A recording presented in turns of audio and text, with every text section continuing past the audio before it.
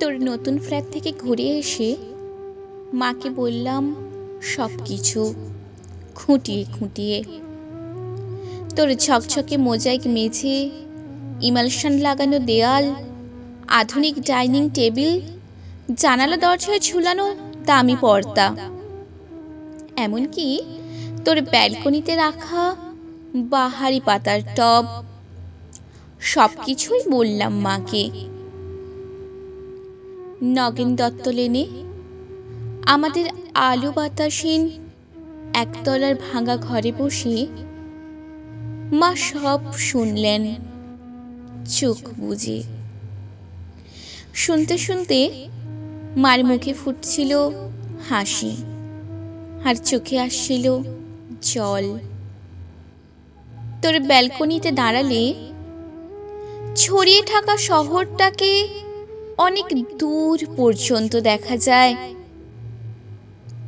বসবার ঘরের দেয়ালে নতুন কেনা একটা সুন্দর পেইন্টিং ঘরটাকে কি গাম্ভীর্যে ভরিয়ে তুলেছে।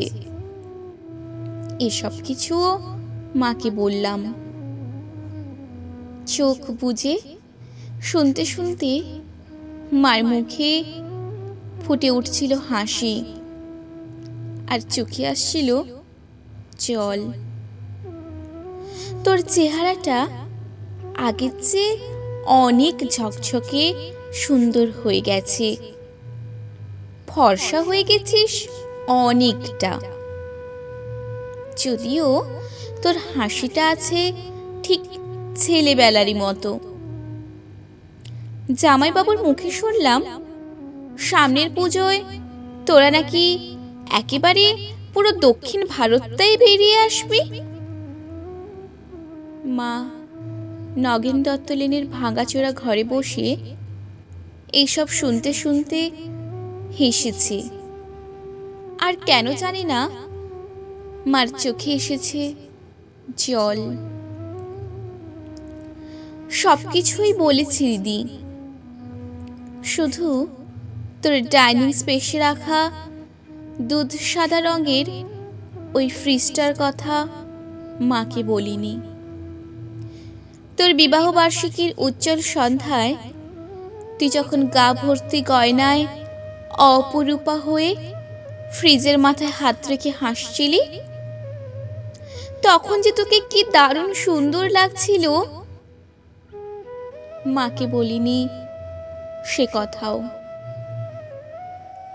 বিবাহ বার্ষিকীর সন্ধ্যায় তোদের আনন্দ উজ্জ্বল অ্যাপার্টমেন্টে তুই আর জামাইবাবু যখন ওই ফ্রিজটার পাশে দাঁড়িয়ে হাসি মুখে মালা বদল করছিলি, বাবুদের রসিক বন্ধুদের অনুরোধে আর ক্যামেরার ফ্ল্যাশ ঝিলিক দিয়ে উঠছিল উপচে পড়া খুশির মতো, তখন ঠিক তখনই দিদি আমার চোখের সামনে স্পষ্ট হয়ে উঠেছিল হাসপাতালের করিডোরে বাবার ভেঙে পড়া মুখ। ভেতরে মা তখন অপারেশনের পর অচৈতন্য। ডাক্তার এসে বাবাকে বললেন চোখটা বোধহয় আর বাঁচানো গেল না, তাও একবার চেষ্টা করে দেখতে পারেন মাদ্রাজে, যদিও সে অবশ্য অনেক টাকার ব্যাপার। হাঁড়ি কাঠে আটকে পড়া অসহায় পশুর মতো করুণ দেখাচ্ছিল তখন বাবার মুখটা। সিঁড়ি দিয়ে আস্তে আস্তে বাবা আমার কাঁধে হাত রেখে বলেছিলেন, কমলাকে সারা জীবন শুধু দুঃখ কষ্টই দিলাম, সুখ দিতে পারলাম না। আজ ওর চোখ দুটো চলে গেল, সবই আমার কপাল।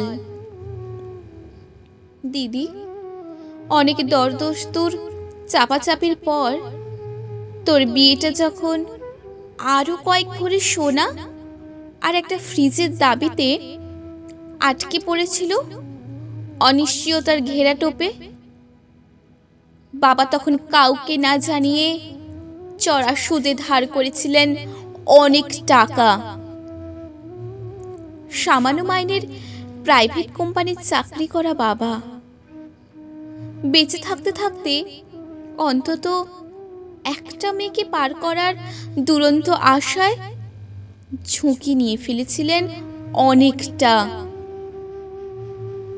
চোখের জল আর রজনীগন্ধার সৌরভকে পিছনে ফেলে তুই চলে গেলি।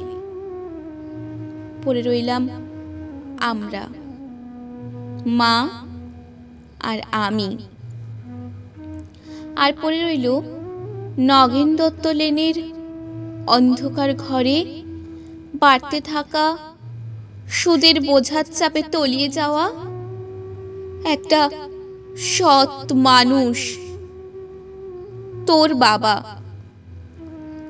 আমার বাবা। দিদি, তোর গা ভর্তি গয়না আর ওই দুধসাদা ফ্রিজটার কথা মাকে বলা হয়নি কিছুতেই।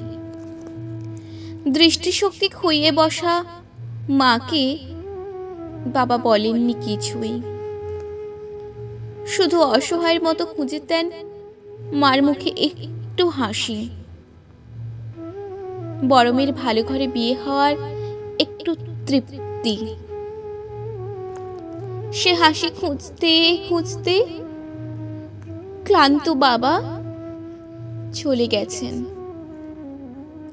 এখন নগেন দত্ত লেনের ভাঙা ঘরে বসে মা আর আমি আনন্দেই আছি। একটা আনন্দই বোধহয় সবচেয়ে বড়। এ বাড়িতে আর কোনোদিন সানাই বাজবে না।